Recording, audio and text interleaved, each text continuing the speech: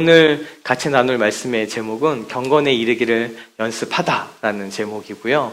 이거는 제가 LA 마가교에서 전했던 말씀을 조금 여기에 맞게 바꿔서 다시 한번 반복하게 될 것 같습니다. 우리 같이 말씀을 읽었으면 좋겠습니다. 이 요한복음 말씀 읽기 이전에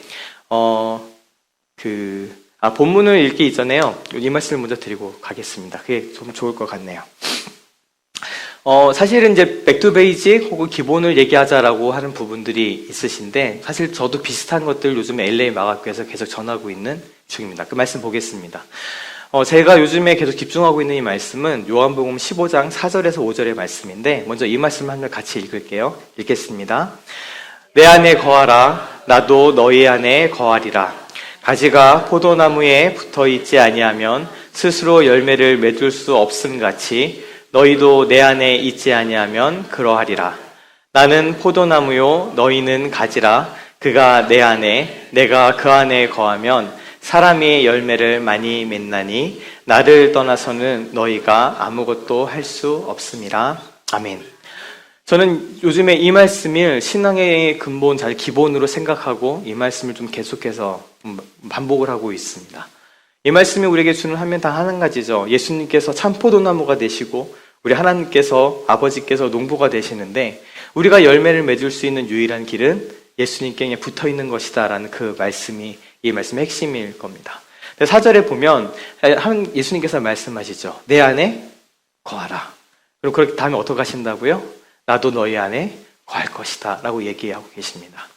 우리가 그동안에 사실 OC도 그렇고 LA도 그렇고 귀하게 나눠지는 말씀 중에 하나가 무엇인가 하면 내가 그리스도와 함께 십자가에 못 박혔나니 그런즉 내가 산 것이 아니요 내 안에 그리스도에 사신 것이다 라는 그 말씀일 겁니다. 그 말씀의 핵심이 무엇인가요? 우리가 예수 안에 거하고 예수가 우리 안에 거하는 그 삶에 대해서 우리가 계속해서 이야기를 하고 있는 것이죠. 그 이야기를 오늘 이 요한복음은 말씀해 주면서 5절 끝에 이런 말씀을 믿습니다. 나를 떠나서는 너희가 아무것도 할 수 없다라는 말씀이죠. 저는 LA 마가교에서 이 말씀으로 축복하는데 뭐라고 축복하나 하면요. 이 말씀이 어떻게 다가오시나요?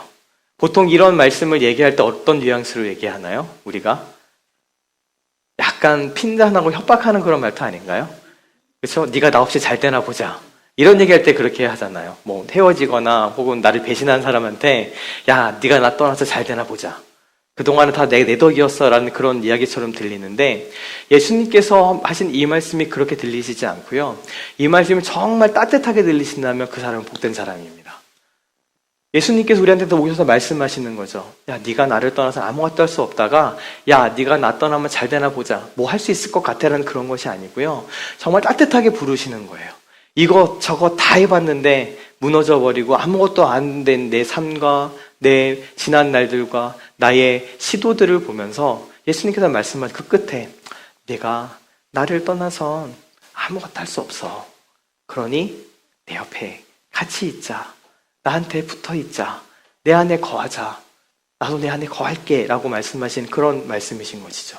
저는 이것이 오늘 우리가 가지고 있는 예수 그리스도를 따르는 신앙의 가장 근본적인 모습이라고 생각합니다. 왜 그런가 하면 다음 말씀에 보면은요. 사실 우리가 예수 그리스도를 따라간다라고 이야기하는 거, 내 스스로를 기독인이다, 그리스도인이라고 얘기할 때는 이 말씀을 먼저 이야기를 합니다. 예수님께서 제자들에게 물으세요. 사람들이 나더러 누구라 하느냐라는 그 물음을 제자들에게 하십니다. 우리가 스스로의 종교를 뭐라고 생각하세요? 기독교라고 보통 적으시죠. 저 어렸을 때, 요즘에는 뭐 그런 거 없는데, 저 어렸을 때는 심지어 학교에서 뭐 이렇게 신상명세서를 적어낼 때도 종교란이 있었고, 종교란이 그러면 그냥 기독교라고 우리가 다 적어냈었습니다. 저 같은 경우에도. 기독교가 무슨 뜻인가요? 상식적으로 아시죠? 기독이란 말이 무슨 말이에요? 기독. 예. 기독은 그리스도라는 말이에요. 그러니까 예수 그리스도의 그 그리스도가 중국으로 넘어갔을 때 중국에서는 그걸 음차해서 기독이라고 한자를 썼어요. 그게 우리로 넘어온 거예요. 그래서 우리를 기독교라고 얘기하는데 엄밀하게 얘기하면 정확하게는 그리스도교란 뜻입니다. 그리스도교. 또 우리 자신을 크리스천이라고 얘기하죠. 예수 믿는 사람들이라고 이야기합니다. 우리를 구별짓는 것은 바로 예수 그리스도 한 분이세요, 사실은. 우리가 보통 이 신앙과 기독교를 얘기할 때 하나님을 두고 이야기를 하지만 생각해 보세요. 하나님에 대한 신앙들은 다 가지고 있습니다. 웬만한 사람들은. 보통 신이라는, 그러니까 유실론자가 아닌 이상에는 신이라는 개념을 다 갖고 있고요. 심지어 종교들 중에서도 기독교뿐만 아니라 이슬람교도 마찬가지고 유대교도 마찬가지고 다 무엇을 고백해요? 아브라함에게 나타나셔서 계시하셨던, 아브라함을 부르셨던 그 하나님을 고백하는 종교들이에요. 이슬람교도 단지 호칭을 알라라 부르는 것 뿐이지, 유대교도 마찬가지고 우리 크리스천 기독교도 마찬가지고 그 하나님을 고백하는 종교들이에요. 근데 우리를 구별짓는 단 한 가지는 하나님이 아니고요. 우리를 구별짓고 우리 정체성을 딱 이것이라고 얘기하는 것은 그리스도입니다. 기독교, 야소, 기독. 옛날에 야소라고 불렀어요, 예수님을. 한자를 따와서 야소, 기독이 우리 예수 그리스도예요. 그러니까 결국 이 질문에 어떻게 대답하느냐가 우리를 가릅니다. 예수님께서 제자들에게 이 질문을 던지시는 거예요. 다른 사람들은 나를 누구라 하느냐? 뭐 더러는 엘리야라 하고 더러는 선지자라고 하고 막 그렇습니다. 그랬더니 그런 건 상관없어요. 다른 사람들이 뭐라 얘기하는 건 아무래도 관계없는데 15절 말씀에 예수님은 제자들에게 물으십니다. 너는 나를 누구라 하느냐? 너는 나를 누구라 하느냐? 이 질문에 대한 대답이 우리를 가릅니다. 우리 신분을 갈라요. 그래서 그 다음에 있는 시몬 베드로의 대답이 무엇인가요? 주는 그리스도십니다. 예수님께서 그리스도 곧 메시아이시고 살아계신 하나님의 아들이십니다. 라는 고백을 합니다. 이 고백을 하는 사람들을 우리가 예수 믿는 사람들이라고 부르는 것이죠. 우리를 걸별짓고 우리가 우리 스스로 정체성의 자리매김은 여기서 출발합니다. 하나님에 대한 믿음과 신앙, 그것으로도 당연히 중요하겠지만, 그래서 결국 너는 누군데? 라는 그 질문에 대한 대답은 예수를 내가 누구라고 고백하는가?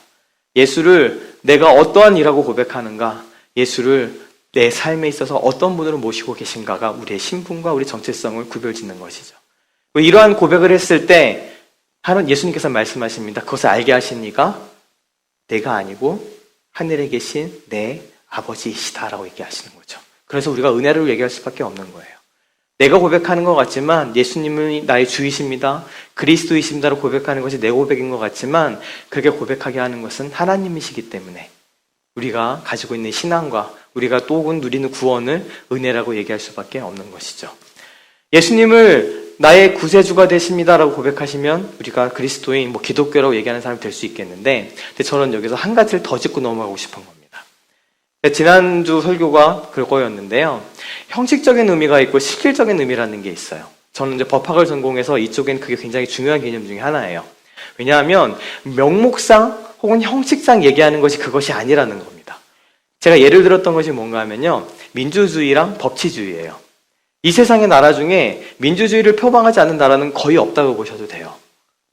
그리고 심지어 우리 북한도 뭐라고 얘기하나요? 정식 명칭 아시죠?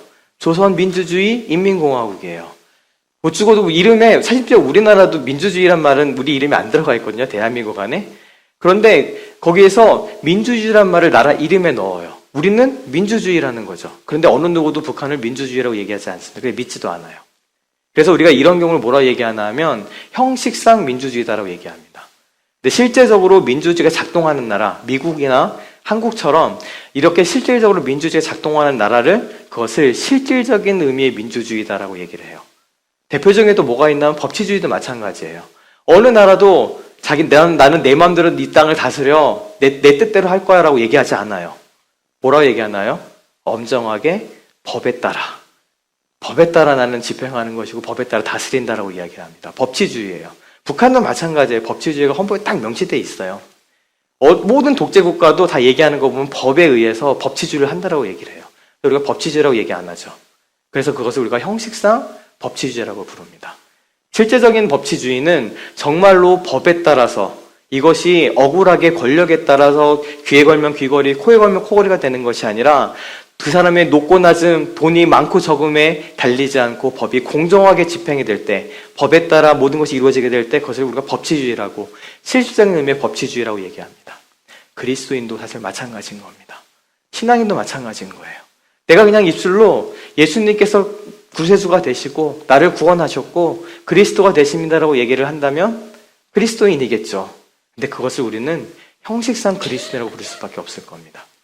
근데 정말로 실질적으로 네가 그리스도인이냐, 그냥 입술로만 고백하는 그리스도인이 아니라 실질적인 그리스도인이냐라고 얘기할 때에는 오늘 읽었던 이 말씀, 주님께서, 예수 그리스도께서 내 안에, 내가 예수 안에 거하는 그때여야, 그러한 삶을 내가 살아갈 때여야, 예수님의 초대처럼 내가 나를 떠나서 아무것도 할 수 없다는 그 말씀을 실제적으로 내 삶으로 경험해서 예수님 앞에 붙어있는 그 삶을 살아가는 사람들을 우리가 실질적인 의미의 그리스도인이라고 얘기할 수 있을 겁니다.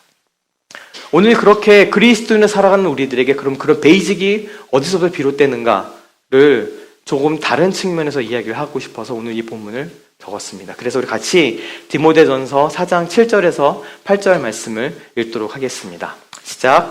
망령되고 허탄한 신화를 버리고 오직 경건에 이르기를 연습하라.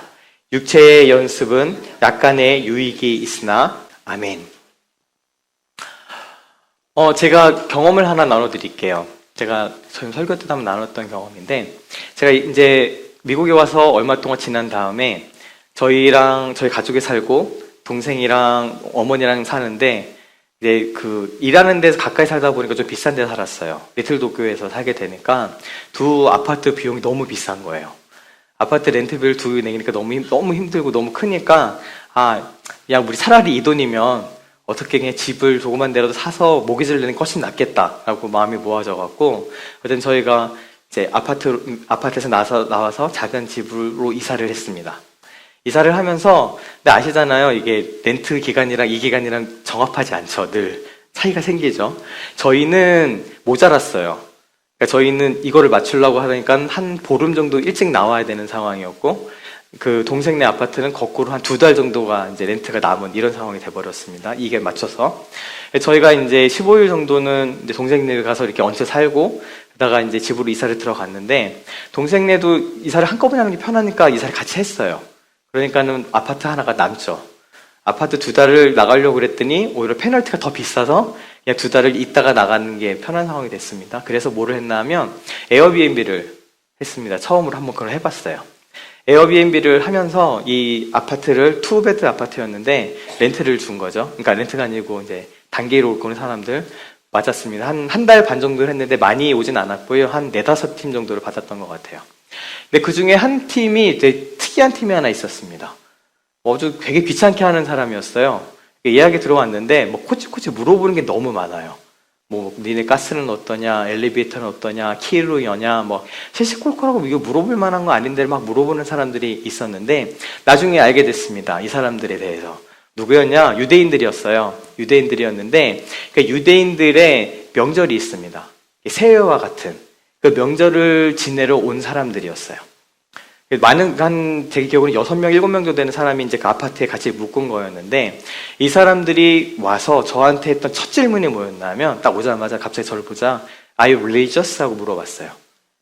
너, 뭐, 종교적인 사람이냐? 혹은 뭐, 신앙이 있느냐? 종교인이냐? 이렇게 물어보는 거죠. Yes, of course I'm religious. 라고 얘기하고 얘기를 들어봤는데, 이 사람들이 그 안식일과 같아요. 그 명절은. 그러니까 안식일처럼 지내야 되는 상황인 거예요. 그러다 보니까 어떤 일이 일어났냐면, 저한테 요구한 것이, 우선은 이 사람들이 문제가 뭐였냐면, 근데 좀 비행기가 연착이 됐어요.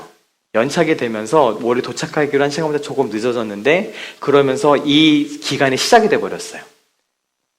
출발이 딱 언제 때부터 이제 출발하잖아요. 여긴 저녁부터 사실은 이제 하루가 시작이 되거든요. 그 시작이 되다 보니까 이 사람들이 안식일의 규례를 지켜야 되는 거예요. 안식일처럼 그 시간을 지내니까. 그러니까 뭘 못하느냐? 불을 못 켜요. 불을 못 켜고 저한테 가스불을 좀 켜달라고 하고 제일 줄여달라고 얘기하고, 온 집안에 불을 켜주세요 라고 얘기를 하고, 그 다음에 냉장고에서 냉장고 램프를 빼달라고 얘기하더라고요. 냉장고를 열어서 램프를 빼달라. 왜 그러느냐 이제 나중에 알고 봤더니 가지고 있는 안식일 규례 때문에 그래요. 왜냐하면 안식일을 기억하고 거룩히 지켜야 되는데, 그럼 그 중에 어떻게 하는 게 안식일을 지키는 거냐? 일을 하면 안 된다. 그러면 일은 뭐냐? 그러니까 뭐가 일이고 뭐가 일이 아닌지 구별해야 돼요. 그래서 이 안식일 규례를 보면 이게 뭐 수도 없이 길다고 그래요. 그러니까 뭐는 일이고 뭐는 아니고, 어디 갈 때 뭐 어느 정도 거리 이상 가면 일이고 그 이하면 일이 아니고 막 이런 식이에요. 그러다가 보니까 그 중에 일인 것 중에 하나가 뭔가 있냐면 불을 피우는 게 일이에요. 옛날에는 불 피우는 게 당연히 큰 일이었을 거 아니에요. 옛날에는. 그래서 우리나라도 불 꺼뜨리면 소방 맞는다고 했잖아요. 큰일이잖아요. 불을 꺼뜨려 불을 지켜야 되죠. 근데 없는 가운데 불을 피워야 되는 건 그러니까 큰 일인 거예요. 그러니까 안식일에 하면 안 되는 일인 거죠. 근데 지금도 그게 내려왔어요. 그러니까 어떻게 해야 돼요? 전기불을 켜는 것도 안 되는 거예요. 이건 라이트 온이잖아요. 전기불을 킨다, 가스불을 킨다, 일인 거예요. 왜? 옛날부터 이 안식일 규례에 불을 피우는 건 일이었으니까. 그래서요, 와서 불을 켜달라고 얘기하는 게 한 번 킨 다음에 끄질 않아요. 지금 안식일이 시작됐으니까 자기들이 불을 못 켜는 거예요. 자기는 못 켜니까 저보고 켜달라고 얘기하고 킨 다음에 자기는 이제 끄지 않을 거죠. 끝날 때까지. 그리고 가스불도 마찬가지인 거예요. 뭐 데워 먹어야 되잖아. 근데 이거를 키면 안 되니까 살짝 해서 제일 약해 놓고 필요할 때는 키웠다가 또 다시 안 쓸 때는 살짝 줄여놨다. 이렇게 쓰는 거예요. 결정적으로 냉장고예요. 냉장고에서 뭐를 꺼내 먹어야 되는데 냉장고를 열면 어떻게 돼요? 불 들어오잖아요. 일인 거예요. 그럼 냉장고 열면 안 돼요. 그러니까 하는 일이 불을 빼달라는 거예요. 라이트를 빼고 열면 불이 안 켜지니까 일이 아닌 거예요. 그거를 경험하면서 제가 어땠을까요? 그 얘기를 들으면서 아, 징하다라고 생각했겠죠. 그렇죠? 심지어 그래서 그 사람들은요, 유태인들은 옛날에는 그 엘리베이터 눌러주는 아르바이트가 있었다고 얘기하더라고요. 그리고 저희한테도 물어봤던 게, 엘리베이터를 물어봤던 이유가 엘리베이터 누르면 불이 들어오니까 계단으로 오르락내리락 할 수 있냐가 중요한 거였어요. 계단을 오르락내리락 해야 되는 거예요. 이런 것들이 그 사람들 되게 중요한 일이었던 거죠. 여기서 제가 느낀 것이 무엇인가 하면요, 이것이 종교와 신앙의 차이점입니다. 종교와 신앙이 여기서 갈라지고 있는 것이죠. 지금 이 사람들이 하고 있는 건 너 종교적이야? 종교를 믿어? 라고 이야기를 하는 이 사실 핵심도 그렇고요. 무엇인가요? 지금 종교 생활을 하고 있는 거예요. 그 이후에 어쨌든 뭐가 어쨌든 나는 지금 이 규례를 지키면서 종교 생활을 하고 있는 거죠.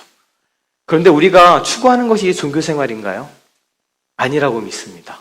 여기 앉아 계신 분들 종교 생활 하려면 종교 생활 할 수 있는 데가 널렸어요. 더 편하고 즐겁고 재미있고 더 화려하고 할 수 있는 데가 지금도 널려있어. 큰 교회 가시면 모든 게 서비스로 제공되고 심지어 밥도 맛있어요. 아, 맛있습니다, 주집사님. 되게 맛없다는 게 아니고 네, 너무 맛있어요. 더 맛있는데 저런 고생 안 하고도 밥을 먹을 수 있어요. 여긴 좀 미안하잖아요, 앉아있으면. 근데 거기 미안하지 않고 밥도 먹어요, 거기 가면은. 아무튼 그렇게 할 수 있는 널렸잖아요. 근데 우리가 지금 여기 있는 거는 우리가 종교 생활하는 사람들이 아니라 신앙생활하는 사람들이기 때문에 그렇습니다. 우리는 종교에 그저 머무는 사람들이 아니고요, 아까 얘기했던 것처럼 실질적으로 그리스도인이기 때문에 예수님을 따르고 예수가 내 안에, 내가 예수 안에 거하는 그런 삶을 추구하고 계시는 것이죠. 그리고 끊임없이 그 주님의 사랑 안에 거하기를 원하는 사람들이 저는 여기 앉아있다라고 믿습니다. 우리가 추구하는 바가 종교가 아니고요, 우리가 추구하는 바가 신앙이기 때문에 하나님하고의 그 관계, 하나님과 더불어 누리는 그 깊은 사귐과 교제이기 때문에 우리가 감히 고백할 수 있는 것이 무엇인가 하면 우리의 나이 들어감이 축복이다라고 얘기할 수 있는 거예요. 나이 들어감이 복되다라고 얘기할 수 있는 비밀이 거기에 있습니다. 왜 그럴까요? 사실 세상에서는요, 나이 들어가는 것을 이제 더 이상 아름답다고 얘기하지 않습니다. 저도 당당히 이제 그 이야기를 할 수 있을 만한 나이가 됐습니다. 저도 이제 40 중반에 넘어가면서 그게 느껴지거든요. 더 이상 내가 주류가 아니구나라고 느껴지거든요. TV에서 그 젊으신 분들 이제 나타나서 막 이렇게 하시는 거 볼 때마다, 혹은 정말 저도 이제 죄송합니다, 기력이 쇠하다고 얘기하잖아요. 이렇게 앉았다가 일어나면 저도 이렇게 주문을 외워야 돼요. 아이고 하는 주문을 외워야지 저도 이제 일어나게 되더라고요. 끙 한번 해야지 이제 일어나는데, 저도 그런 시간들이 오고 있어요, 저도. 그리고 우리가 나이 드는 게 아름답지 않아. 특히 요즘에 세상은 더 그래요. 그런데 우리가 그렇게 된 이유는 사실은 세상이 왜곡되고 틀어졌기 때문이긴 합니다. 여담이기는 하지만 옛날에는 나이 드는 것이 복이라고 생각했어요. 나이가 들면 들수록 더 지혜로워지고요, 나이가 들면 들수록 내가 가졌던 그 삶의 경험들이 내가 속한 공동체와 가족과 내 주변의 사람들에게 자연스럽게 흘러가고 도움이 되는 그 삶을 살 수 있었습니다. 근데 지금은요, 제 아들이 너무 당연하게 하는 거 제가 못 따라가요, 이제. 저도 이렇게 좀 기계나 이런 데 좀 밝은 사람 쪽에 속하는데, 제 아들은 가르쳐 주지 않아도 탑을 넣으면 별거를 다 하는데 제가 물어봐야 돼요. 야, 그거 어떻게 하는 거야? 제 아들이 11살인데도 그래요. 그리고 지금은 나이 들어서 누군가 가르쳐 줄 수 있는 것이 아니라 오히려 밑에 사람들한테 배워야 하는 시대가 됐습니다. 옛날에 내가 가지고 있는 지식들이 다른 사람에게 도움이 됐어요. 애 키우는 거 어떻게 키우는지 모르니까 가르쳐주고, 집안 살림하는 거, 뭐 농사일 하는 거, 때가 어떻게 돌아가는 거 다 경험을 통해 가르쳐줘야 될 일들이었는데, 지금은 그렇지 않아요. 지금은 고부 갈등이 뭐 때문에 생기는 줄 아시죠? 애 키우는 것 때문에 생겨요. 아, 애는 그렇게 키우면 안 돼. 어머니 모르셔서 하는 말씀이시라고 인터넷 뛰시면 다 나온다고. 인터넷 뛰시면 더 좋은 정보들이 넘쳐나는 세상이고, 옛날에 내가 알았던 구닥다리가 되어가는 그런 시대로 우리가 살아가고 있는 것이죠. 근데 우리가 만약에 추구하는 것이 종교라면요. 믿음은 어느 때 제일 좋은가요? 어렸을 때가 제일 좋아요. 저도 생각해보면 가장 믿음이 뜨겁고 확실했던 때는 주일학교 때였어요. 선생님이 얘기하는 거 하나의 의심도 없이 다 아멘하고 받아들였고요. 뭐라고 얘기하면 무심이 어딨어요. 그냥 그대로인 거지. 제 아들을 봐도 느껴요. 제 아들이 하는 신앙 고백 보면 제가 깜짝깜짝 놀랐는데 그게 어린아이니까 할 수 있는 그 고백들을 해요. 그리고 가지고 있는 질문들도 어린아이니까 할 수 있는 그 질문들을 해요. 믿음이 가장 좋을 때는 어린아이일 때예요. 근데 만약에 또 우리가 신앙생활 하는 것이 우리가 소위 얘기하는 것처럼 무언가 봉사하고 뭔가 결론을 내고 이것저것 많은 사역들을 하는 것이라면 그러한 에너지가 넘치는 때가 가장 복될 때이겠죠. 젊었을 때, 한 2박 3일 밤새도 괜찮을 때, 하루 종일 주일학교, 성가대, 지방봉사, 뭐 이거 다 해도 괜찮은 세력을 갖고 있었던 그때여야겠죠. 그러면 이 신앙도 어린아이 같은 신앙을 떠나버리고 더 이상 체력과 나의 지력마저도 나의 생각마저도 더 이상 이것들을 받쳐주지 못하는 삶을 살아가는 우리들은 이것이 복된 일이 될 수가 없습니다. 종교생활을 한다면요. 근데 우리가 신앙생활을 하고 있기 때문에 우리가 예수 그리스도가 내 안에 내가 그리스도 안에 사는 하나님과 관계를 누리는 사람들이기 때문에 나이 들어가는 것이 복이에요. 왜요? 그거는요, 기간과 시간이 필요하고 경험이 필요한 일들이기 때문에 그렇습니다. 아무리 믿음이 좋고 뛰어난 사람들이 있지만 아니요, 저는 당연건대 얘기할 수 있어요. 하나님과 더불어 같이 지냈던 그 귀한 시간과 경험들이 그것이 있으면 있을수록 깊어지는 것이 신앙입니다. 우리가 그것을 추구하고 있기 때문에 그래요. 내가 그래서 뭔가 일을 하고 사역을 하고 열매를 맺고 내가 뭔가 큰 일을 해갖고 하나님 나라를 위해서 뭔가 뛰어다니는 것이 가장 첫 번째 우선순위라면 나이 들어가는 것은 복이 아니고요, 저주예요. 더 이상 그걸 할 수가 없어요. 마음은 진짜 원이로 돼. 내 육신이 약해서 못하는 그 상황이 매일 벌어지거든요. 아니요, 그렇지만 우리가 살고 있는 이 추구하는 이 신앙의 삶은 그것을 보라는 것이 아니라 어찌되었든 그 삶의 결국 내가 그리스도 안에, 그리스도가 내 안에 거하는 삶을 우리가 바라보고 추구하기 있기 때문에 우리의 나이 들면 축복인 거예요. 나이가 들어가면 갈수록 그것이 더 깊어지는 것을 알거든요. 제가 무엇을 하지 않았어도 제가 지금 10년 전에 저보다 지금의 제가 어찌되었든 이 10년의 기간을 지나면서 하나님과 더불어 있었던 그 시간 때문에 더 깊어졌던 것들을 제가 알거든요. 그저 어린아이 같은 믿음을 가져서 그 믿음이 크고 작은 것이 아니라 하나님하고 함께하고 그리스도와 함께 더불어 같이 지낸 시간이 길어지면 길어질수록 그 시간이 깊어지면 깊어질수록 우리의 신앙 또한 함께 깊어지고 지경이 넓어집니다. 그리고 나이 들면 들수록 시간이 지나가면 지날수록 그 삶에 우리가 더 가까이 갈 수 있기 때문에 내 기력도 쇠하고 체력도 쇠하고 머리는 점점 나빠져가고 말씀도 기억 못하는 때가 온다 하더라도 내가 하나님과 더불어 누렸던 그 삶의 순간들과 시간들이 계속해서 누적되어서 나의 나이 듦이 내게 복이다라고 고백할 수 있게 되는 겁니다. 그렇기 때문에 우리가 서로 복되다고 얘기할 수 있는 거죠. 나이 드는 것이 복입니다. 당당하게 얘기할 수 있는 거예요. 세상에는 그렇게 얘기 안 해요. 세상이 틀어가면 틀어갈수록 더 나빠지면 나빠질수록 절대 그렇게 얘기 안 합니다. 나이 들어가는 건 언제부터 추한 일이 돼버리고 삶의 짐이 되는 일이 돼버렸고 다른 사람들 피해를 주는 일이 돼버렸는데 아니요. 신앙 안에서는요. 우리가 그리스도 안에 있는 것은요. 그 시간이 지나가면 지나갈수록 더 복되어집니다. 그래서 우리가 나이 듦이 복이다라고 얘기할 수 있습니다. 그렇지만 나이 든다고 그래서 시간이 지나간다 그래서 무조건 그렇게 되는 것만은 아닐 겁니다. 그렇게 된다면 우리가 소위 얘기하는 요즘에 그런 말 아시잖아요. 뭐라고 얘기하는 얘기하겠습니다. 꼰대라는 말 아시죠? 꼰대. 밑에 사람 얘기하는 거 꼰대가 되는 그런 상황들이 심심찮게 벌어집니다. 사람들이 군대 갔다 오면 정신 차린다고 얘기하잖아요. 저도 군대 갔다 왔고 그게 저한테 덕이 된 부분들도 있긴 있습니다만 군대를 갔다 온다고 다 그게 덕이 되나요? 아니요. 시간이 지나간다고 해서 다 덕이 되나요? 그렇지 않습니다.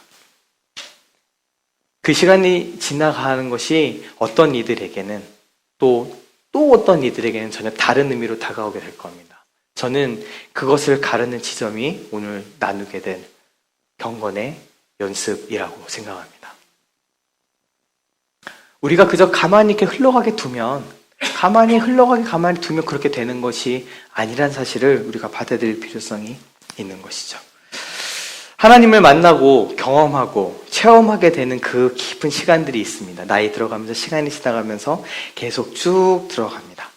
그렇지만 이것이 그 시간이 그냥 지나갔다고 해서 저절로 내가 깊어지고 그 시간이 지나갔다고 해서 저절로 내 신앙이 막 넓어지고 믿음이 좋아지는 것이 아니라는 것을 오늘 같이 나누고 싶었던 것이죠. 이 뒤에 수많은 얘기들이 있는데 앞에 길어졌으니까 이제 줄여서 짧게만 좀 나누도록 하겠습니다. 오늘 이 말씀의 시작을 보면은요, 망령되고 허탄한 신화를 버리고 오직 경건에 이르기를 연습하라라고 이야기하고 있습니다.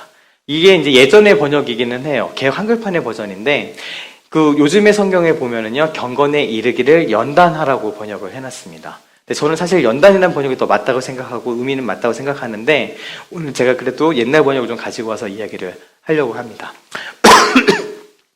망령되고 허탄한 신화라는 이야기는 그 당시에 똑같이 이 교회 안에서도 이런 얘기들이 있었던 거예요. 망령되고 허탄한 신화 이런 얘기들은 어떤 의미를 갖고 있냐면요. 그 할머니가 애들을 모아놓고 이야기를 막 하는 그런 것들을 이야기를 해요. 근데 이야기를 할 때 어떻게 얘기를 해요? 그럴싸한 이야기들을 막 이렇게 포장해서 얘기를 하는 그런 얘기들을 여기 들어가고 있는 겁니다. 근데 그 당시에 무슨 일이 있었나 하면 저 어렸을 때 유행했던 게 그런 게 있어요. 노스트라다무스 대예언 뭐 이런 거. 99년이 되면 뭐 세상이 망한다 뭐 이런 얘기들 저 때는 되게 큰 이슈였거든요.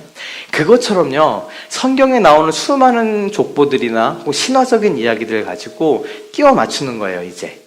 옛날에 이제 뭐 많은 성경들, 그 당시에 봤던 성경들이나 혹은 그 가운데 있었던 여러 문헌들이 있을 거 아니에요. 옛날 유대교회에 있는 많은 문헌들을 가지고 거기 보면 족보도 나오고 어떤 신화도 나오고 옛날 위인들, 신앙의 위인들 많은 이야기들이 있단 말이에요.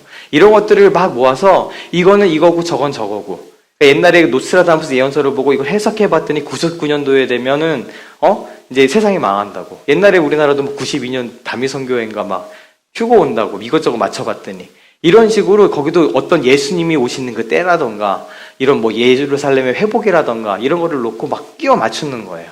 신화를 갖고 와서 이런 족보들을 막 갖고 와서. 근데 그런 것들 신앙생활을 통해서 사람들이 추구하는 바가 종교생활인 거죠, 지금. 모여서 지금 그게 중요한 거예요. 이 말씀 막 이런 어떤 얘기들을 막 끼워 맞춰갖고 뭐 그럴싸한 결과물이 나오고 얘기 들었을 때 그렇구나 라고 얘기했던 그것들을 지금 추구하고 있는 거죠. 이 교회에 모여서 지금 그런 것들을 하고 있는 거예요. 서로 얘기하고 나누는 것들이 이제 막 끼워 맞추고 옛날 이거를 봤더니 뭔가 해석해내고 해석이 뭔가 좀 맞고 뭔가 있어 보이면 이거 그럴싸하다고 그래서 서로 그런 것들을 나누고 이런 것들. 어떻게 보면 우리가 지금도 많이 순진하게 만나볼 수 있는 그런 이야기들일 겁니다. 그런데 그런 것들을 버려라라고 이야기를 하면서 오늘 사도 바울이 이야기하고 있는 것은 너희들이 경건에 이르는 것을 연습해야 된다라고 이야기를 하고 있는 것이죠. 연습하고 연단해야 된다라고 말씀하고 있는 거예요. 왜 그럴까요? 이런 것들이 우리 가운데 실제로 필요하기 때문에 그렇습니다. 그냥 우리가 시간을 그대로 둔다고 그래서 이 시간들이 나에게 무엇으로 자리 잡히는 것이 아니고요. 경건에 이르게 되는 것, 경건 가운데 나아가게 되는 그 일들이 그냥 저절로 이루어지는 것이 아니라는 것을 이 사도 바울이 얘기하고 있는 것이죠. 그래서 8절에 육체의 연습은 약간의 유익이 있다라고 얘기합니다. 그래서 이걸 뭐라 비교하나 하면 이 연습하다, 연단하다라는 그 말 뜻이 그 당시에 무엇하고 똑같은가 하면 올림픽 나가고 경기 나가는 선수들이 이제 달리기라든가 던지기라든가 이제 연단을 해야 될 거 아니에요. 근데 그것을 하기 위해서 무엇을 하나 하면 옷을 벗어야 합니다. 옛날 고대 올림픽은 다 발가벗고 했어요. 그래서 이 옷을 벗고 연습을 하는데 그 말이 다 같은 말이에요. 그러니까 옷을 벗다라는 말에서 연습하다는 말이 나왔어요. 연단하다는 말이 나왔어요. 왜요? 그거 하기 위해서 옷을 벗어야 하니까. 그러고 나서 달리기를 혹은 던지기를 어떤 뭐 싸움을 씨름을 연습하고 연단하는 그 모습을 그대로 갖고 와서 사도 바울이 얘기하는 거예요. 경건에 이르게 되는데 이러이러한 노력이 필요하다라는 것이죠. 근데 이러한 노력이 필요하다는 것을 종교적인 어떤 행위로 치환하시면 안 돼요. 여기서 얘기하고 싶은 것은 그저 가만히 있는다고 해서 그냥 그 시간을 보낸다고 해서 그것이 나에게 경건으로 남지 않는다는 걸 이야기하는 겁니다.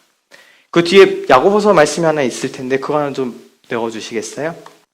네, 야고보서 1장 22절에 보면 같이 읽겠습니다. 시작. 너희는 말씀을 행하는 자가 되고 듣기만 하여 자신을 속이는 자가 되지 말라. 아멘. 지금 이 말씀, 옛날에 이게 도라고 얘기했습니다. 근데 이게 로고스라는 그 단어 어원인데 이 말씀을요, 사람들이 어떻게 하냐면 말씀을 들은 것만큼 내가 그만큼 같다라고 생각하는 착각이 있습니다. 사람이 말씀의 수준을 그걸로 판단해요. 그러니까 귀는 높아져 있어요. 그러니까 누군가 말씀을 할 때 그 말씀이나 혹은 누군가 이야기하는 걸 들으면서 판단도 잘합니다. 그리고 자기가 어떤 말씀, 좋은 말씀을 듣고 그 말씀에 동의도 합니다. 그런데 우리들이 스스로를 속이는 일이에요. 말씀을 듣고 내가 그 말씀을 듣고 내 말씀에 그 말씀에 동의해 라는 그 동의 자체를 내가 거기까지 간 수준이라고 생각하는 거예요. 우리의 신앙생활이 그럴 가능성이 적지 않게 있습니다. 사실 우리가 상상을 통해서 우리가 생각을 통해서는 선화도 제패하고요. 사업에도 성공하고요. 목회에도 성공하고 모든 일을 다 성공할 수 있어요. 그게 이제 그 일종의 전문의들 밈인데 이게 누군가를 만나서 작은 일 하나 있잖아요. 그러니까 예를 들어 남자가 여자를 만났어요. 어떤 썸 같은 게 잠깐 있는 것 같아요. 그러면 이 사람이 하룻밤 동안에 그 꿈을 꾸면서 뭐라고 얘기하냐면 유치원까지 손자까지 봤다고 막 이런 얘기들을 해요. 생각으로. 이제 이 썸이 됐으니까 이 썸을 통해서 일을 이렇게 가고 이제 연애하고 결혼하고 애 낳고 애가 심지어 또 애를 낳아서 손자까지 보는 상상을 밤새워서 하는 거죠. 우리가 사실 그럴 가능성이 있어요. 우리가 삶을 살면서 머리 생각으로는 내 계획으로는 어느 수준까지 다 이뤄낼 수 있습니다. 근데 거기까지 가놓고 우리가 그거를 그 수준에 갔다고 얘기하지 않잖아요. 근데 우리들이 신앙생활 하면서 말씀을 들으면서 그렇게 생각하는 경우가 많다라는 거예요. 내가 그 말씀을 듣고 훌륭한 말씀을 듣고 혹은 정말 성령님께서 주신 그 말씀이 가운데 임했는데 그 말씀을 듣고 당연히 동의가 되겠죠. 아멘 하죠. 반응하죠. 그런데 그러고 나서 나는 이미 그 수준에 이미 갔다라고 생각하는 겁니다. 이것은 말씀을 듣기만 하여 스스로를 속이는 자라고 이야기를 하고 있는 거예요. 난 거기까지 이미 갔어. 그래서 이 사도 바울이 경건에 이르기를 연습하고 연단하는 이야기를 운동하는 것하고 결부시어서 얘기할 수밖에 없어요. 육체의 연단은 육체의 연습이 있잖아요. 우리가 지금 다 운동하시죠, 이제? 끄덕끄덕 안 하시는군요. 저를 사랑하고 저를 걱정하는 사람들이 저에 대해서 제일 많이 하는 말이 뭔지 아세요? 운동하세요예요. 정말 저를 깊이 생각하는 사람들이죠. 저 뒤에 앉아 계시는 김원수 전도사님, 저 만날 때마다 운동하시죠? 운동해야 산다고 계속 저를 설득하세요. 왜요? 그것이 주는 유익이 있잖아요. 우리가 그것을 알잖아요. 근데 우리가 머릿속으로는 저도 운동 되게 열심히 합니다. 머릿속으로는. 그런 얘기 들을 때마다 그렇지, 내가 내일부터는 나가서 걷고 좀 뛰고 집에 이거 아령도 있으니까 좀 들었다 놨다도 좀 하고 해야지. 머릿속에 계획도 다 세워요. 근데 그게 제가 운동한 건가요? 아니에요. 내가 지금 운동복 갈아입고 나가서 걸어야죠. 뛰어야죠. 들었다 놨다를 해야죠. 그것이 우리가 연습하고 연단이라고 얘기하지 않나요? 그런데 우리들이 많은 착각이 예수 그리스도가 내 안에, 내가 예수 안에 거한다는 그 삶을 추구하고 그렇게 살아간다고 고백하지만 그게 관념에만 머물러 있어요. 머릿속에만. 내가 말씀을 듣고 그 말씀에 동의하면 그렇게 됐다고 생각하고 그래, 내가 예수 안에 살아야지. 예수 없이는 아무것도 못하지 라고 고백해요. 근데 거기까지 멈춰 있는 거죠. 말씀을 듣기만 하여 속이는 자가 되는 겁니다. 근데 오늘 말씀은 그렇게 얘기하고 있지 않은 거예요. 그런 허탄한 신화, 망령된 이야기들을 너희 속에 그거 끼워 맞추고 말씀이 어쩌고 저쩌고 하는 그것들을 벗어나서 그 실질적인 예수 그리스도인으로 살아가는 그 삶의 그 경건의 모습으로 경건으로 나아갈 수 있는 그것은 연단이 필요한 거야. 연습이 필요한 거야 라고 얘기하고 있는 겁니다. 제가 아까 내향적인 사람이라고 말씀드렸잖아요. 저 정말 내향적인 사람이어서 사람하고 얘기하는 게 좀 힘들어요. 특히 처음 보는 사람들하고. 그런데 제가 옛날에 그래서 직장 다니고 뭐 이렇게 뭐 하고 해야 될 때 제가 잘 물어보는 질문 하나 있습니다. 그게 뭐였냐면 여러 번 얘기했던 것 같은데 로또 되면 뭐 하실 거예요? 라는 질문이에요.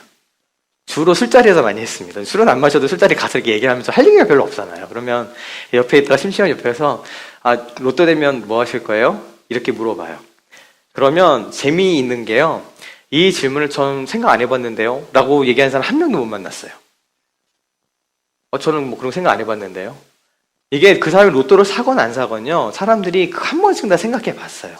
로또가 된다면, 그쵸? 그러면 이제 있잖아요. 뭐 집도 사고, 뭐 여행도 다니고, 뭐 은퇴도 하고, 빚도 갚고, 이런 여러 얘기들을 하세요. 특히나 이제 좀 허덕임이 있으시면, 빚을 먼저 갚는 게 제일 먼저라고. 뭐, 주택담보대출 이런 거 갚아야 된다고. 이제 그런 이야기들 다 하시죠. 근데 이런 얘기를 하면 우리가 그런 것들을 생각을 합니다. 뭐 가끔 생각하는 건 좀 나쁘지 않다고 생각해요. 그런데 만약에 누군가가 매일마다 로또가 되는 꿈을 꾼다고 생각하면, 그것을 믿음으로 갖고 간다고 생각하면 우리를 뭐라고 생각하시겠어요? 그리고 그것만이 유일한 길이라고 생각한다면. 사실 가만히 생각해 보세요. 라스베가스 혹은 카지노에 가서 열심히 땡기시는 분들이 있잖아요. 그 돈만 생기면 거기 가서 사시는 분들이 있잖아요. 근데 그분들 믿음이 굉장히 강하신 분들이에요. 어떤 믿음이 있으세요? 된다 라는 거예요. 된다. 언젠가는 된다. 내가 이것을 통해서 내가 인생 역전을 할 수 있다라는 믿음이에요. 그 믿음을 갖고 거기 앉아 계시고 그걸 하고 계시는 거예요. 근데 저는 사실 어느 분들은 이 기독교에서 가지고 있는 그 신앙이 그거랑 별반 다르지 않아요. 내 삶이 단지 그것만 다를 뿐이죠. 로또만 아닐 뿐이고 이 땡기는 것만 아닐 뿐이지 언젠가 하나님이 한 번 나한테 크게 일을 한 번 하시면 내 인생은 역전이야 라고 생각하면서 내가 아니라 그 무엇인가 밖에서 주어지는 무엇인가를 통해서 내 많은 문제를 한꺼번에 해결하고 싶다라는 욕망에 자리 잡고 있는 겁니다. 근데 우리 안에 그런 욕망들이 있어요. 저도 사실 그런 욕망들이 있어요. 제가 나눴던 것 같은데 전 매개를만큼 너무 많이 얘기해서 여기서만 한 번 더 할게요. 목사로 살면서 너무 힘든 게 뭔지 아세요? 만나서 어려운 얘기 듣는 거예요. 그게 너무 힘들어요. 누구 성도분을 뵀잖아요. 뵈면 제가 이런 일이 너무 잘 됐고 뭐 복 받았습니다 얘기하는 분들도 계시긴 한데 거의 대부분 또 마가교에 계신 분들은 거의 또 대부분 힘든 얘기들, 특별히 몸이 아프시고 암 진단받으신 분이 몇 주 사이에 몇 분이 계세요. 그리고 엄동은 저한테 간곡히 부탁했어요. 설교할 때 제발 검사 받으라고 얘기 한마디만 좀 해달라고 사람들한테. 본인도 검사 안 받으시다가 뭔가 좀 이상하게 생겨서 검사 받았더니 대장암 진단을 받으셨거든요. 혹은 경제적인 문제 때문에 어려움 겪으시는 분들 이야기를 많이 들어요. 그러면 그게 왜 힘든가 하면은 저의 무기력함을 느끼기 때문이에요. 저의 무력함. 이것을 정말 돕고 싶고 어떻게든 간에 도움이 되드리고 싶은데 아무것도 할 수 없는, 그냥 기도해드린다 그 말밖에 할 수 없는 그 무력함을 안는 게 너무 힘들어요. 그러면 저도 무엇의 유혹을 느끼겠어요? 예수님 앞에 나타나서 사탄처럼 내가 나한테 절을 하면 이 모든 걸 내가 너한테 주겠다. 한 방에 모든 걸 해결할 수 있는 그 길에 대한 유혹이 있어요. 내 안에 돈이 많으면 내가 정말 이렇게 돈이 좀 넘쳐나면 좀 이렇게 도와줄 텐데 거의 많은 문제들이 돈 있으면 해결되는 문제들이 너무 많거든요. 죄송합니다. 최 전사님도 부러운 거예요. 최 전사님은 그래도 여기서 몇백 불 꺼내서 줄 수 있는 여유가 있으셨어요. 그 큰 헌신이기는 하지만. 근데 그렇게라도 할 수가 없는 그 무엇들을 보면서 힘들거든요. 그리고 우리가 어떤가요? 우리 삶에 있는 많은 문제들이 있는데 이 문제들을 거의 대부분이 로또를 꿈꾸는 이유가 바로 그것 때문에 그래요. 돈이 좋아서가 아니라 내 안에 지금 산적해 있는 이 많은 문제들을 한 번에 해결할 수 있는 것이 로또이기 때문이에요. 그래서 그 돈이 한꺼번에 하나님이 들어오면 내가 지금 이 경제적인 문제, 내 자녀들이 겪고 있는 이 문제, 내가 지금 사랑하는 이 사람이 겪고 있는 이 문제마저도 웬만한 것들은 다 해결할 수 있다고 생각하기 때문에 그것에 대한 유혹이 있는 거죠. 그것에 대한 바람이 있는 거죠. 근데 우리가 그것을 가지고 건강하다고 얘기할 수 있을까요? 그 사람이 매일매일 내가 하는 노동의 대가와 내가 하나님께 맡겨진 일들을 감당함을 통해서 버는 돈으로 나의 경제적인 생활을 유지하는 것이 아니라 난 지금 당장 필요 없어. 이거 갖고 뭘 할 수 있겠어. 난 지금 이거 하나 있으면 되라고 로또만 바라보고 있는 사람이 있다면 우리는 그 사람을 건강하다고 얘기할 수 없을 거예요. 그런데 우리가 거꾸로 신앙생활하는 그런 경우들이 너무 많다라는 거죠. 어느 날 갑자기 임하는 거 하나님의 붙드심 한번, 내가 수련회 갔을 때, 집회 갔을 때 훌륭하게 말씀 전하는 그 훌륭한 사람이 와서 말씀 한번 딱 전해서 그 말씀 내가 딱 깨어졌을 때 내가 한 번에 해결되는 그것들을 내 안에 원하고 계시진 않으신가요? 사람들이 이 돈이나 로또나 도박이나 이런 거에 대해서는 건강하지 않다고 얘기를 하면서 신앙생활에 대해서는 그래도 된다고 생각해요. 아니요, 그렇지 않습니다. 내 안에 그 수많은 신앙에 관련돼서 게으름도 있고 나태함도 있고 실패도 있고 내 욕심과 정욕 때문에 무너지는 많은 일들이 있을 거예요. 매일매일 경험하고 있어요. 그런데 그 일들을 한 번에 한 큐에 단순간에 해결하는 것들을 기대하고 있지 않으세요? 불 한 번 받으면, 저 중고등학교 때 수련회 한 번 가면, 대학교 갔을 때 대학교 선교단체 일주일 그 집회 한 번 가면 그걸 기대하고 있죠. 왜요? 거기 가면 한 번에 끝나니까. 힘든 것 없이 내 건강함이 맨날 이렇게 운동하고 걷는 것 없이 어느 날 알약 하나 먹고 완전 건강해지고 낫는 그것을 기대하는 것처럼 그때가 되면 그 불 한 번에, 그 말씀 한 번에, 내가 깨달은 거 한 번에 모든 것이 해결될 거니까 라고 생각하고 있지는 않으신가요? 아니요. 그렇지 않다라는 겁니다. 물론 하나님 그렇게 일을 하십니다. 하나님이 그렇게 절대 안 하시는 분이 아니고 우리가 정말 기억해야 될 것은 하나님의 일하심을 우리가 제한할 수 없어요. 심지어 말도 안 되는 방법으로도 하나님 일하십니다. 진짜로 사람이 꼬꾸라져서 단순간에 사람이 정말 변해서 완전 삶 자체가 완전히 되바뀐 사람들이 있어요. 심지어 로또 맞는 사람도 있어요. 그렇지 않나요? 우리가 몇 천만 불, 몇 억 불 되는 그 금액이 쌓였을 때 누군가 그거를 맞아요. 그런 사람도 있어요. 하나님 일하시는데 제한이 없죠. 당연히 그런 사람들이 있죠. 근데 우리가 매일 그것만을 기대한다면 그것은 내가 예수 안에, 예수가 내 안에 거하는 그 삶이 아닐 겁니다. 그 삶을 위해서 우리가 필요한 것은 경건에 이르는 매일매일 우리의 연습과 연단이에요. 그래서 우리가 열심히 기도 생활하시고 말씀 보시고 묵상하시고 금식기도 하시고 금요일에 잘 나오시고 주일에 빠지지 마시고 그걸 얘기하는 것이 아니에요. 하나님의 일하심에 대해서 얘기하는 겁니다. 하나님께서 우리와 함께 하신 그 삶에 대해서 이야기하는 거예요. 그 삶은 어느 날 갑자기 엉망으로 살고 있는 내 삶 속에 하나님이 불 줘서 뒤집어 엎는 그런 삶이 아니라 필요하시면 그렇게도 일을 하시겠지만 그것이 아니라 매일매일 우리가 살아낸 하루하루가 쌓여서 지금 나의 건강이 되고 지금 나의 육체적인 어떤 힘이 되듯이 그 하루하루가 쌓여서 지금 나이가 가지고 있는 경건의 모습 가운데 있는 것입니다. 아까 말씀드렸잖아요. 그 시간이 지나간다고 그래서 그냥 그렇게 되는 것이 아니고요. 우리가 이 경건의 연습 가운데 들어가야 되는 것이죠. 연단 가운데 들어가야 되는 것이죠. 그리고 우리가 고백하게 되는 것은 이 연습, 그리고 더 연단이라고 표현할 수밖에 없는 것은 하나님께서 우리를 그렇게 밀어 넣으시기 때문입니다. 그래서 여러분은 마음 이제 정하셔서 내일부터 묵상 빠지지 마시고 주일 예배 빠지지 마시고 하는 것이 아니라요. 하나님께서 그것을 위해서 예수가 내 안에, 내가 예수 안에 사는 그 경건의 삶을 위해서 우리를 그 연단 가운데 밀어 넣으십니다. 싫은데 아침에 아내가 장제로 저를 붙들어 일으켜갖고 밖으로 내보낸다면 하나님께서 우리를 그렇게 내보내시는 거예요. 왜냐하면 그 시간이 필요하기 때문에, 그 연단이 필요하기 때문에 그렇습니다. 우리가 영성을 얘기하잖아요. 혹은 우리 안에 있어서 성숙을 얘기하잖아요. 그것이 다른 것이 아니고요. 그냥 내 안에 익숙해진 것들이 나오는 거예요. 우리가 단순간은요, 잠깐 동안은요, 거룩한 척도 할 수 있고요, 경건한 척도 할 수 있고요. 내가 잠깐 어느 날 헷가닥하면 예전 같았으면 내가 절대 하지 않을 결정들을 하기도 해요. 막 헌금도 깊게 하기도 하고, 우리가 하루에 한 번씩 돌면은 그런 일 할 때가 있잖아요. 그리고 나서 나중에 하는 얘기가 뭐라고 얘기하나요? 미쳤나봐. 내가 미쳤나봐. 하는 얘기들을 하는 때가 오잖아요. 신앙도 마찬가지 그럴 때가 있어요.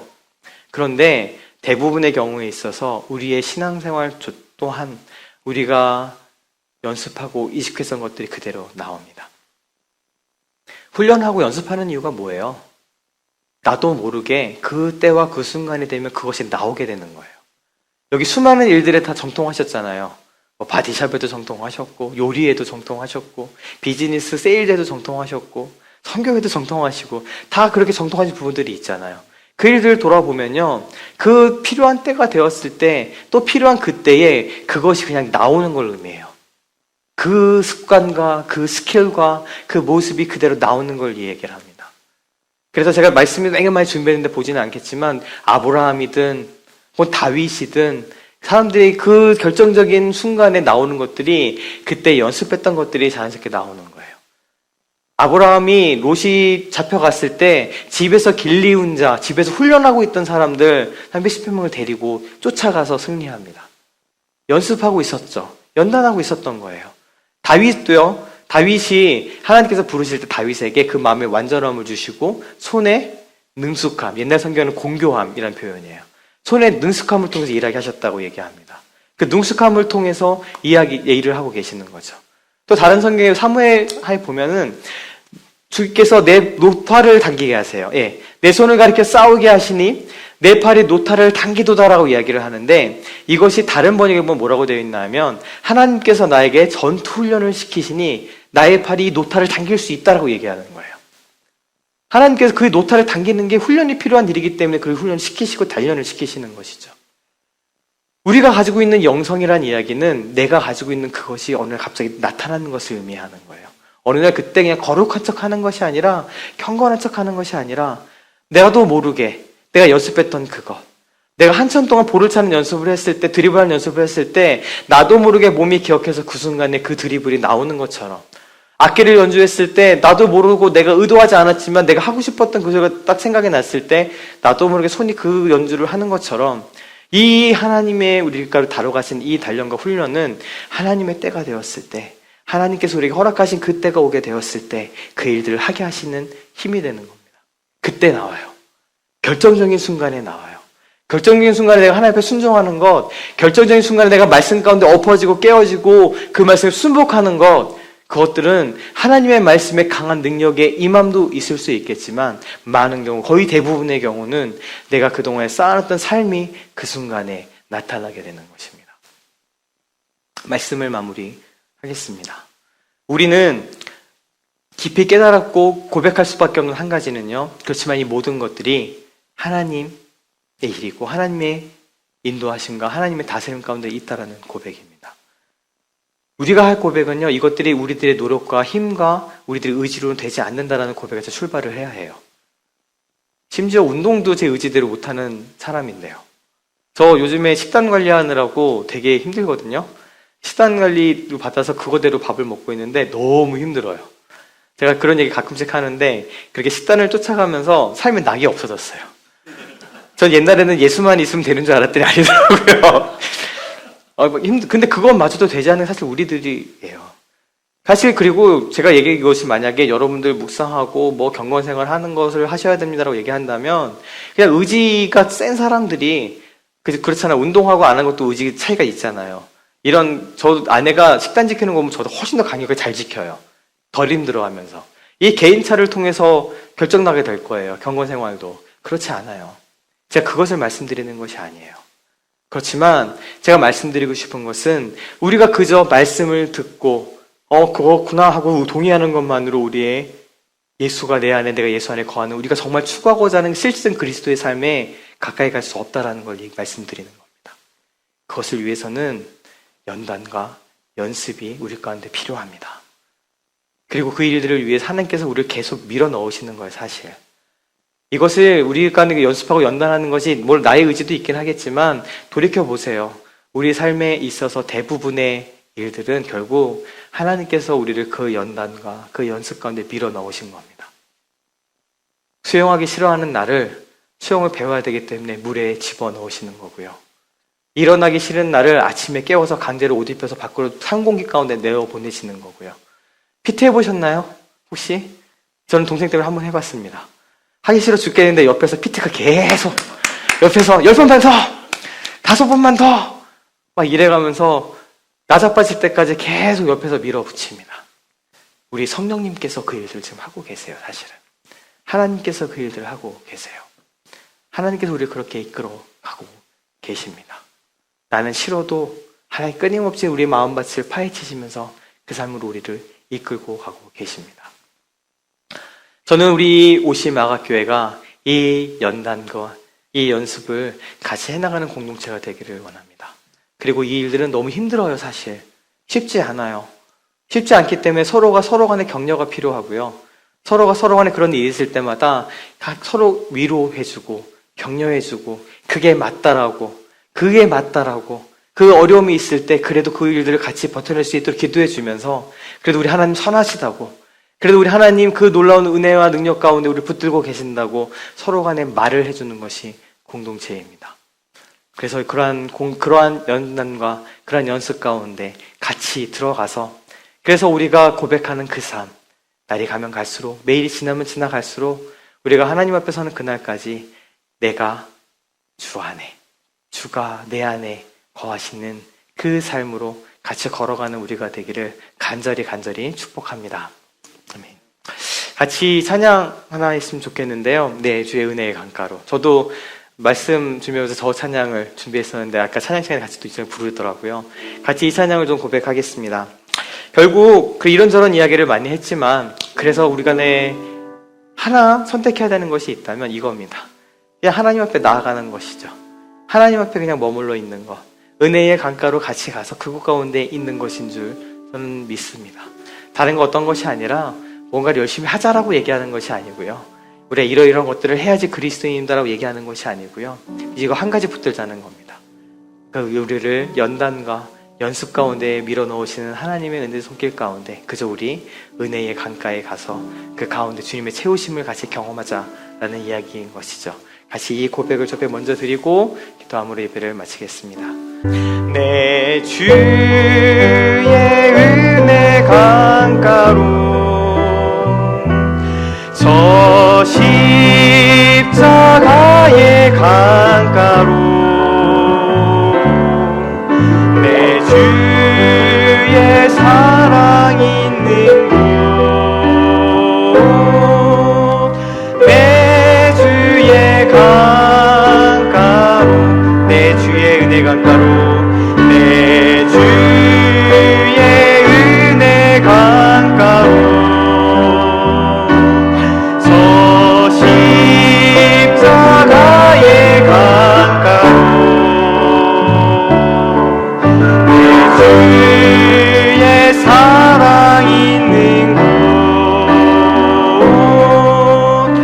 내 주의 강가로, 가라 나의 영혼을, 가라 나의 영혼을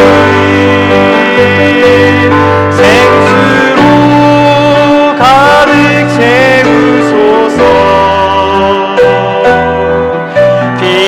피곤한 내 영혼 위에 내 주의 은혜 강가로, 내 주의 은혜 강가로, 저 십자가의 강가로, 내 주의 사랑 있는 곳,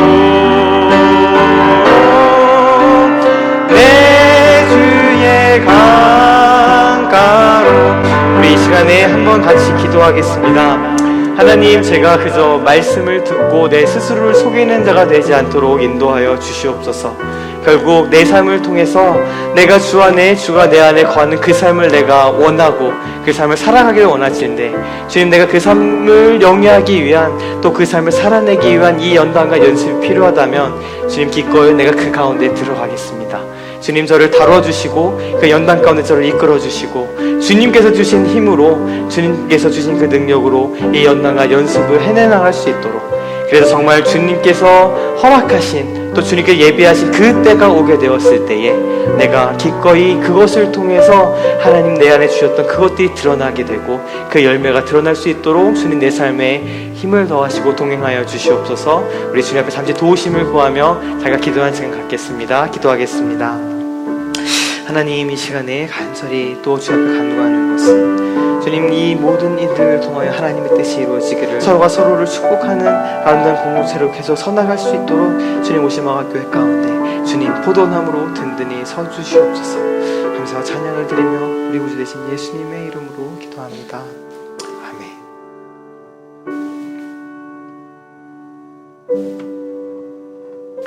주님, 다시금 우리가 고백할 수밖에 없는 것은 우리가 주님을 떠나서는 아무것도 할 수 없다라는 그 귀한 진리입니다.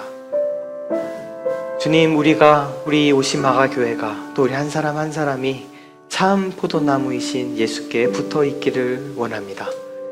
그 안에 거하고 또 주님께서 우리 안에 거하는 그 놀라운 신비의 복된 삶으로 우리를 초청하시는 음성에 순종하여 우리가 실제로 그 삶을 살아내는, 또 실제로 그 삶 가운데 있는 커다란 비밀들을, 그 은혜들을 경험하며 살아가는 우리가 되도록 주님 복 내려 주시옵소서.